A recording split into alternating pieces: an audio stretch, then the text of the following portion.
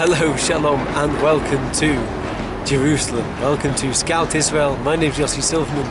We're going to go on a tour of the old city of Jerusalem, which is the home and the cradle of three of the world's major monotheistic religions, and Jerusalem is also my home, so I'm going to take you a tour around the most important part of my home.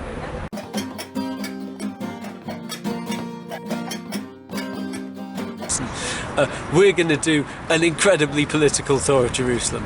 Follow me. But before you follow me, we're sitting outside Jaffa Gate here. It's called Jaffa Gate because, surprisingly enough, it's one of 8 gates of the old city of Jerusalem, and it faces Jaffa. Except it's not called that in Arabic. Oh no, it's called Bab al-Halil. Al-Halil means Hebron. Highly contested city south of here. Hebron. Why is it named Hebron? Because Al-Halil, because it faces Hebron, and Al-Halil doesn't just mean Hebron, it means the friend of God, because the friend of God is buried in Hebron. Also, the name in Hebrew, Chaver, is similar to Hebron as well, because again, the friend of God is buried there. Which friend of God are we talking about? Abraham. According to Jewish and Muslim tradition, the first monotheist in the world was Abraham. Thus, he gets the, I think the word is epithet, kind of name thing, as being the friend of God. Another question people like to ask is, how old are the walls? And all the tour guides will tell you, oh, definitely only 500 years old, only 16th century, not that old.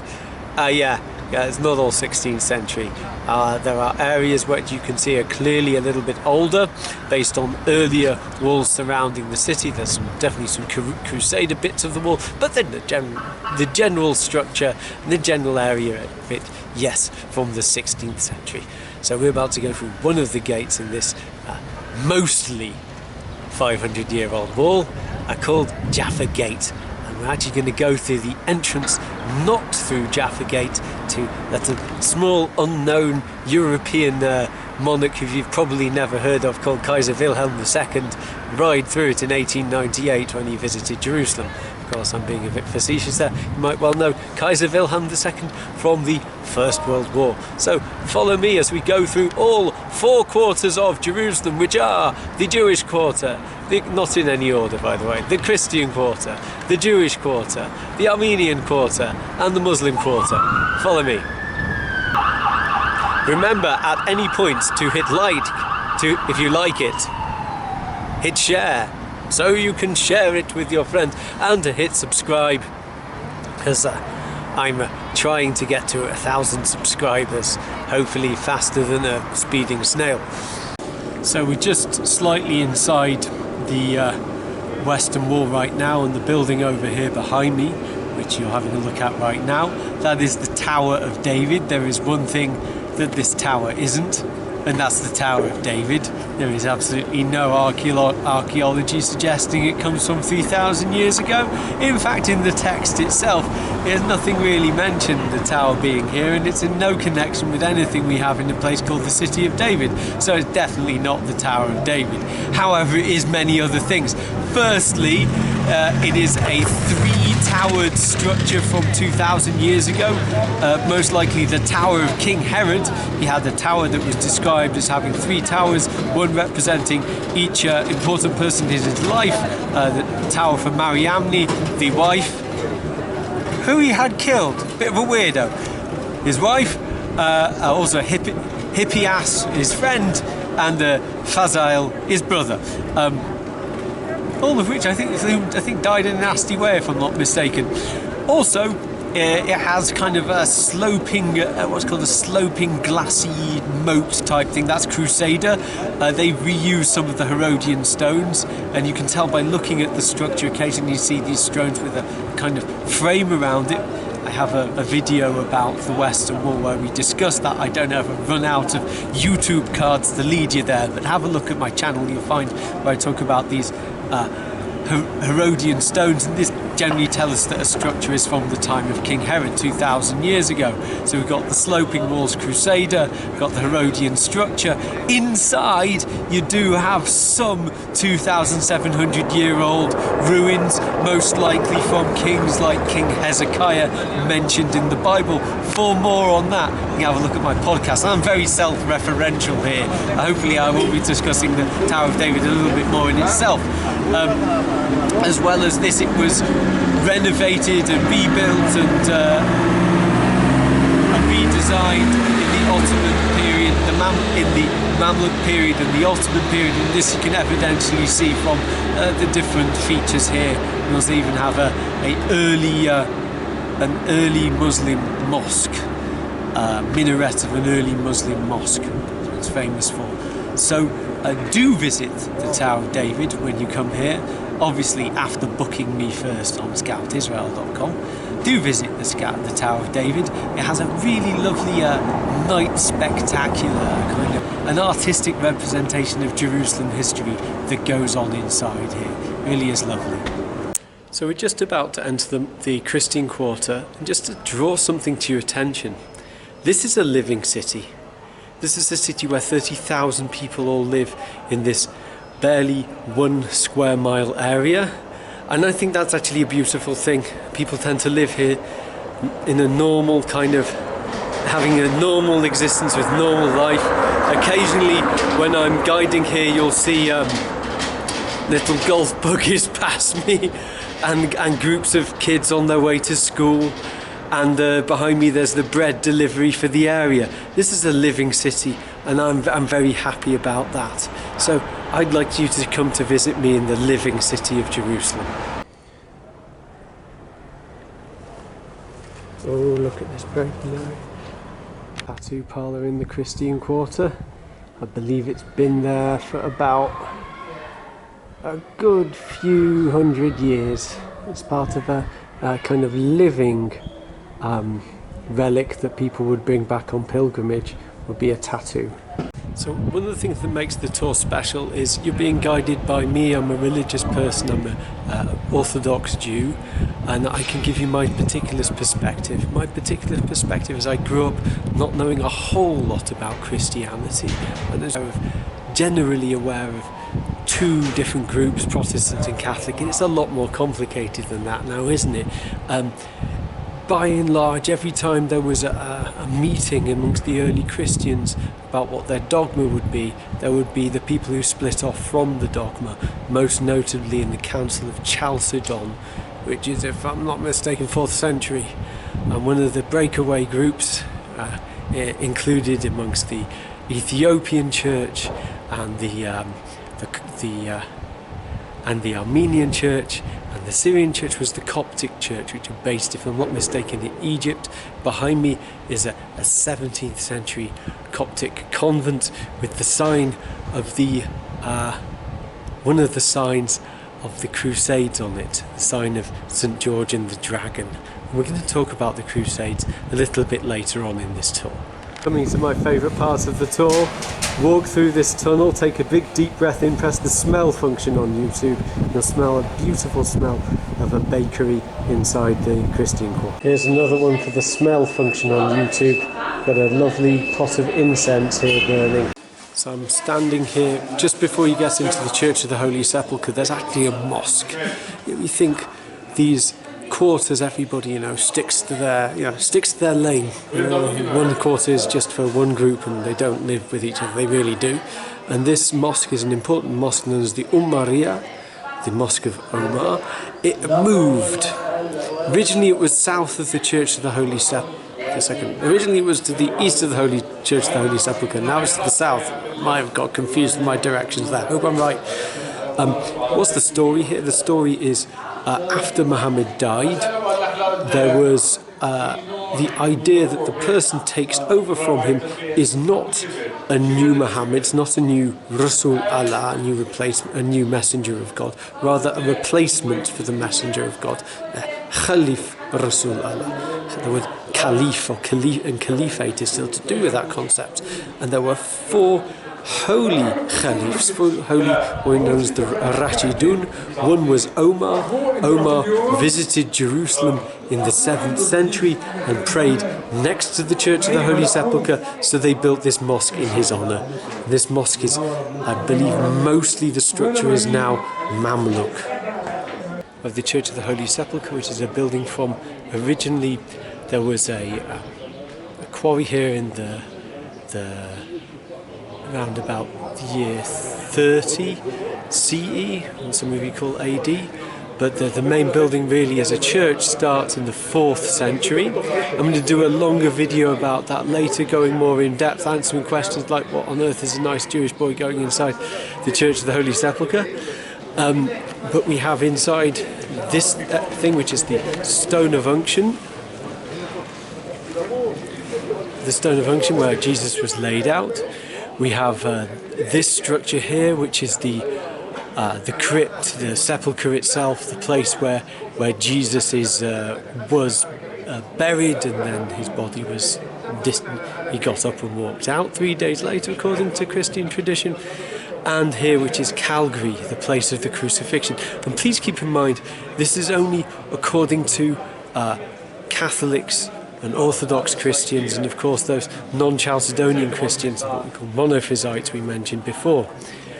It's supposed to be the site of a lot of inter-Christian conflict. Not so much recently, actually. It's a bit of a myth. Nowadays, there are ecumenical councils of all the different groups to come to agreements about what should go on without causing the Crimean War. But it's a difficult place for a Jew to visit. Not the least because this was the focus of the Crusades. The main purpose of the Crusades was to liberate the Church of the Holy Sepulchre. And the Crusades, which was a journey, a quest, so to speak, of Western Christians. And it was a very bloody quest, a very anti-Semitic quest, especially in Europe. It caused a lot of pain and suffering. And when they came to Jerusalem, they filled the streets of the city red with blood. But I'm not actually going to focus on that. That's a terrible way to end. I think I've mentioned this before. As a religious Jew, there is a stream of Judaism which I think I'm part of, which views all these monotheistic groups focused on that see themselves as having an origin in Israel as being a positive thing. That Jerusalem is, if you look at a lot of ancient maps, considered to be the centre of the world, and hopefully become the centre of the world with a focus on peace again. And I think that buildings like this and the Christian focus on Jerusalem can be part of that story. So the Protestants do get a little bit of a look in. The church behind me is known as the Church of the Redeemer, a church built by Kaiser Wilhelm II, who you mentioned all the way at the beginning. And there is an influence from Protestantism too. And this is the Church of Alexander Nevsky. You might know the name Nevsky from the famous street in Moscow. I think it's Moscow, the Nevsky Prospect. Alexander Nevsky was named Nevsky after his stand on the Neva River against the Swedes. He was holding back the Swedes, which sounds like a really bad version of a really bad spoof of a song in the 90s. But, this is the Alexander Nevsky Church. I believe is one of the patron saints of Russia. This is the Al-Mufti Coffee House. Best coffee in the old city. So I'm currently standing in the Muslim quarter, but still actually in a Christian area, or a area with Christian importance. So this is known as the Via Dolorosa, not to be confused with Via de la Rosa.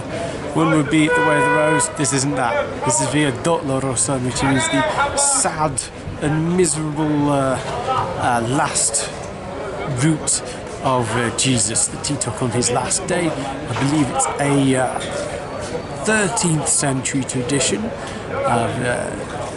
route with 13 stations, 13 being an unlucky number in Christianity. Sorry for the slip of the tongue there. It's actually a lucky number in Judaism. And I believe that there's 14 stations since Vatican II. 14 stations of the cross. We're standing next to station number 5, where a guy called Simon the Cyrene took Jesus' cross and held it for a short space of time. I'm not going to go into so much detail because, again, hopefully we're going to be doing a video about the Via Dolorosa and the Church of the Holy Sepulchre later on. As we said, We're in the Muslim quarter. We're about to head into a place called Souk El Khatanin. The souk, the shuk, also known in Hebrew as shuk, the marketplace, is divided into 7 sections, and one section is the Souk El Khatanin, the cotton market, and there are steps leading right from the cotton market to the Temple Mount. I discussed that in an early video where we discussed about Muslims being able to access the Temple Mount from all of its, I think, 12 gates, if I'm not mistaken, any time of the day. So we're going to have a quick look at the Souk El Khatanin. This is the cotton market, Souk El Khatanin.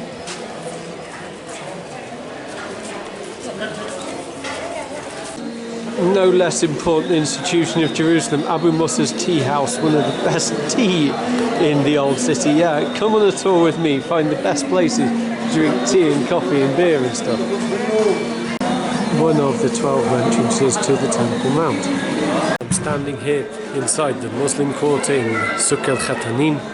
I think it's important here when we have the entrance to the Temple Mount here to mention you can see a video of my explanation of the importance of the Temple Mount for Muslims. Hopefully that's appearing in a card just above my head, as long as I haven't run out of cards yet, from a card, the little link thing above my head, and give a little bit of reinforcement why is Jerusalem important for Muslims. It's the first direction of prayer, the first Qibla, and the place where Muhammad received part of some of the main principles of Islam on the Temple Mount. And please have a look at my video to understand more of that in depth, because it's a very important concept, and hopefully at some point I'll do a general tour of just the Muslim quarter itself, but just for now to focus on the Jerusalem as being the third, or Al-Quds as I should call it, the third holiest city in Islam.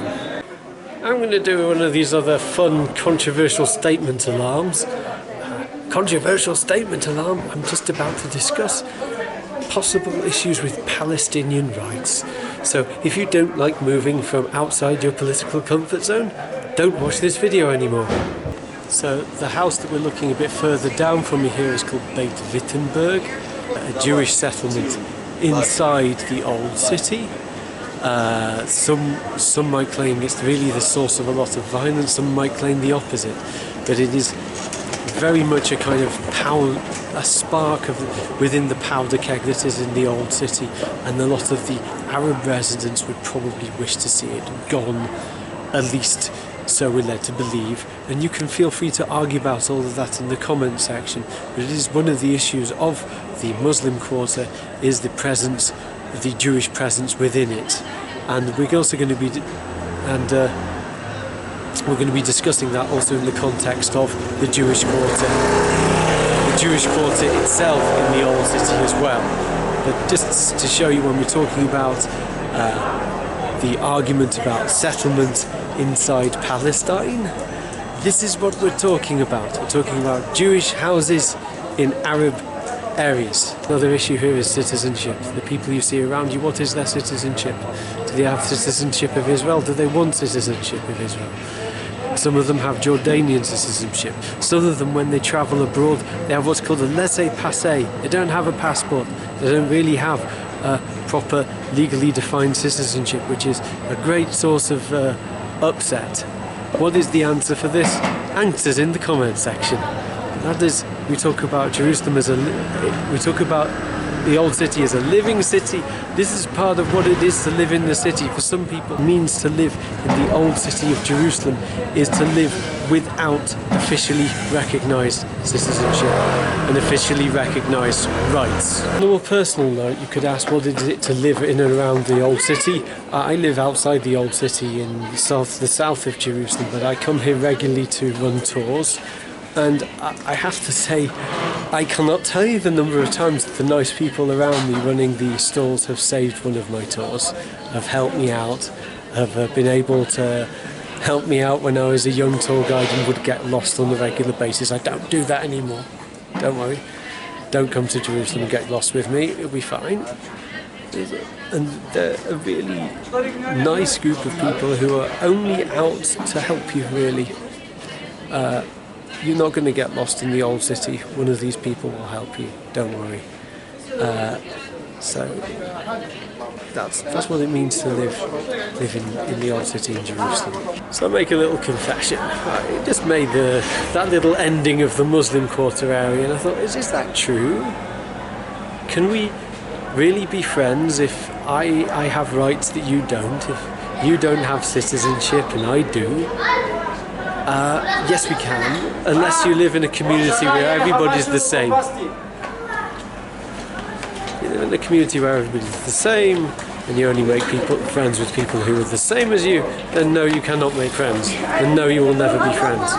But the experience I just had proved the opposite, proved you can be friends. I was walking along, guy stops me and says, "Alright mate, are you looking," obviously this is all in Hebrew and a mixture of Arabic too, "You're looking a bit down. Okay, how's life? How's work?" I say, "Oh, you know, all the tourists have gone. By the way, look at the end of the video to see how you can help with that." He says, "Don't worry, it'll get better. Everything's getting better with me. You just have to trust in God and, inshallah," as we have with the help of God in Arabic, everything will be better." And I don't feel disingenuous in saying we're friends. Yes, it's their tension. Yes, if it's their difficulties. But we are not the same, but we are friends. We're now at the Western Wall. Western Wall is thought to be the holiest site in Judaism. More accurate to say it's a continuation of the holiest site in Judaism. The holiest site in Judaism is the Temple Mount on top. The Western Wall, to cut a very, very long story short, is the western supporting wall of the box on which the temple of the Jewish people used to sit. That will be the second temple, built in the 6th century and renovated by Herod the Great. For more information on that, I do actually have a video introducing the whole concept of the Western Wall. It should be appearing in the helpful YouTube card above me right now. We're having a little quick look at the Western Wall. We're going to see here that's it's an open-air synagogue where Jews come to pray 3 times a day. There's a division between men and women, and also a little ramp next to it, which is the main entrance point for non-Muslims to access the Temple Mount only twice a day. For another video on that, please click the card, again appearing instantaneously, to learn about what restrictions could there possibly be on Jews entering the Temple Mount. One could ask, why do Jews come here if it's not really the temple, the actual temple? Surely it's God is everywhere. It really is a kind of node in Jewish history. That really this is the only piece of the precincts of the temple that Jews can access, and for that reason it is a great focus of all Jews. In fact, if you go to many Jewish households in the world, they'll tell you that they were very, very delighted when they visited the Western Wall, or that they're looking forward to visiting the Western Wall. The Western Wall is a place where you can see brides and bridegrooms having their picture taken on the day of their wedding, and on a day like today is Monday, and today is the day that many in Israel, many bar mitzvah boys and girls come to the Western Wall to have their bar mitzvah ceremony. Maybe we'll get to see a little bit of the bar mitzvah ceremonies that are going on today. And really, the Western Wall is a very joyous site in Judaism for that reason.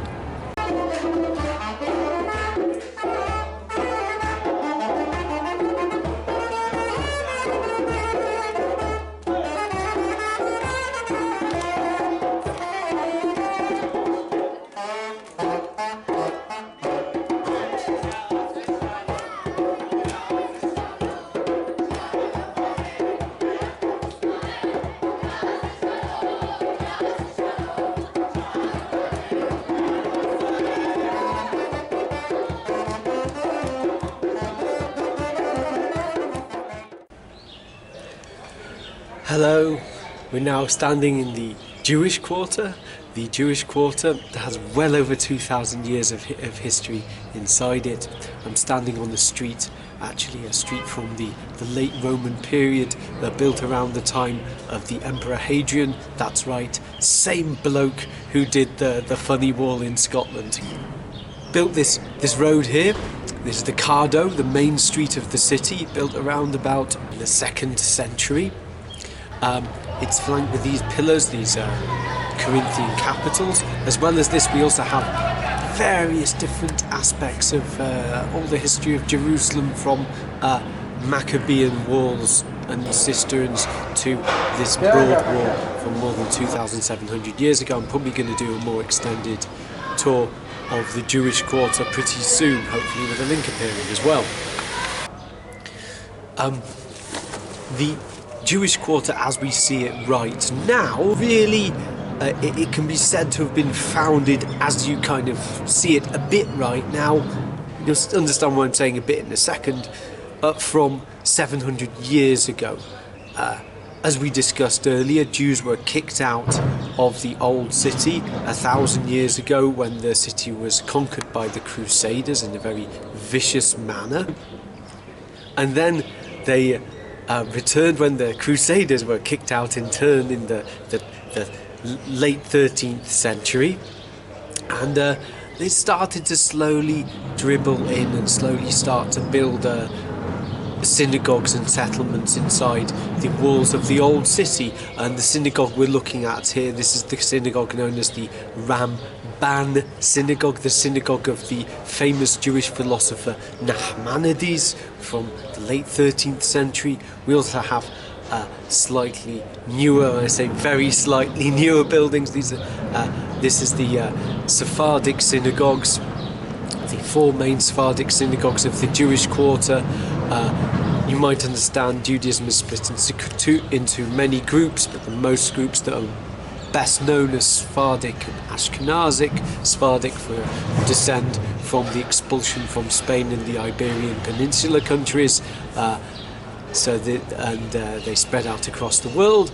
This is their group of synagogues, and also this building here, which is the synagogue of the Churva. I might have actually run out of cards to get you to click on all the other videos, but I have done a video to do with the Churva synagogue, an Ashkenazic synagogue, a synagogue connected with the Jews of Eastern Europe who came to settle in Jerusalem, again starting more than 300 years ago. Of course, I said I absolutely would stay away from the politics, far, far, far away from the politics. So what's shocking about all of this? This seems pretty humdrum, really. There's no political intrigue here. Oh yes, there is. Oh yes, there is. As we said right at the beginning of the tour, the entirety of the old city sits in East Jerusalem. When the Jordanian army conquered the old city and conquered Jerusalem in 1948, they destroyed about 90% of all the buildings you see around me. Here's some pictures of all of that wondrous things, and kicked all the Jews out. And Jews weren't allowed to come back in here. In fact, Jews only came back to the Jewish quarter and even more to the Western Wall in 1967, after the Six-Day War. When people talk about Israel giving up territory conquered in 1967, going back to pre-1967 boundaries, that means giving up all of the Jewish quarter, apart from maybe a little bit outside Mount Zion, and access to the Western Wall. It is suggested that maybe the Palestinian Authority might be encouraged to allow access the Western Wall to Jews if we're awfully lucky. I don't know if you've been following some of my other videos. The Palestinian Authority doesn't even want to recognise a Jewish right to the Western Wall. Yes, that might be written down in some sort of treaty. Let the Jews come back to the Western Wall, please. But the reality is going to be, I'd suggest, fairly different. So by all means talk about peaceful solutions, but please be aware of what their implications are. This is the Jewish quarter. I am standing, as we said, on the road at a period of history where Jerusalem was devoid of Jews. The Emperor Hadrian kicked all the Jews out of Jerusalem and changed its name. Is a return to the 1967 borders a suggestion that we'd return to that situation? Food for thought. It's Iron Gate, one of the 8 gates of the old city. And beyond it, the Armenian quarter.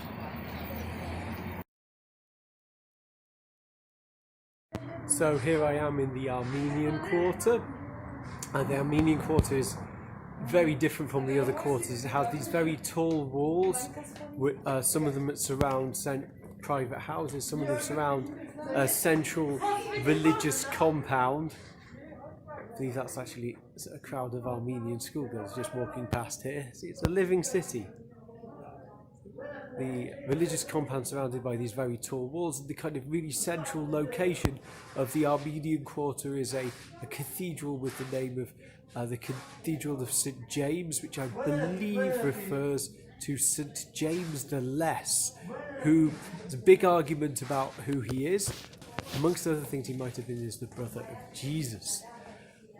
Many people ask which of these things does not belong: Jewish, Armenian, a Jewish quarter, an Armenian quarter, a Christian quarter, and a Muslim quarter. They all belong, is the answer. It's a trick question. The quarters are erroneously thought to be named after religious groups. No, they're just named after groups. The Armenians are an ethnicity which has its own big diaspora around the world, very much like the Jewish diaspora. You know names probably of some famous Armenians, the most famous being, you were going to say Kim Kardashian, weren't you? You were, go on, you were going to say Kim Kardashian. I was going to say Giorgio Armani, one of the most famous Armenians in the world. I believe his family came from the area of the Ottoman Turkish Empire in 1915 during what's known as the Armenian Genocide. Unfortunately, another thing the Armenians are best known for is being the first group in the 20th century to have a genocide carried out on them, which is a bit morbid. People come to the Armenian quarter and that's all they talk about, but it's a very serious issue, being that it's not recognised still by many nations in the world, and it generally was a genocide. Why do Armenians live here? Because it's part of the Armenian diaspora. They spread out across the Middle East, they settled in Jerusalem, they're one of the earliest Christian groups in Jerusalem, and they have a very vibrant cultural life, most noted for both their religious ceremonies, the Cathedral of St. James, and also the beautiful Armenian pottery, which you can see right here, and their very distinctive Armenian food. So come to Jerusalem and definitely visit the Armenian quarter. Here we are back at where we started. This is back at the Jaffa Gate, a nice little loop for us. We have visited all 4 quarters of the old city of Jerusalem. You might be aware of a lot of conflict. Seems to be a lot of conflict. And I'm going to make an observation. I think actually people get on fairly well here. There isn't a stabbing every day, there isn't a shooting every day. Many days there are, but not all the time. I have friends who live in the old city who visit their Muslim and Christian and Armenian neighbours. And I think there is some hope. And I'd like to also make another observation that as mentioned before in an earlier video, that the meaning of Jerusalem is Ir Shalom, Yerushalayim, Ir Shalom, Urusalimum, the city of peace. And peace is where 2 disparate things come together and have to agree they can come together and they can live side by side. I want to say to you, Shalom, Salam, may you have peace, and may you hit like, share and subscribe, and those of you who want to support this channel can also go to my Patreon and Scout it, and my Patreon and Ko-Fi account, and help me out there. Once again, shalom, salam, peace, and share this and spread this message with all the world.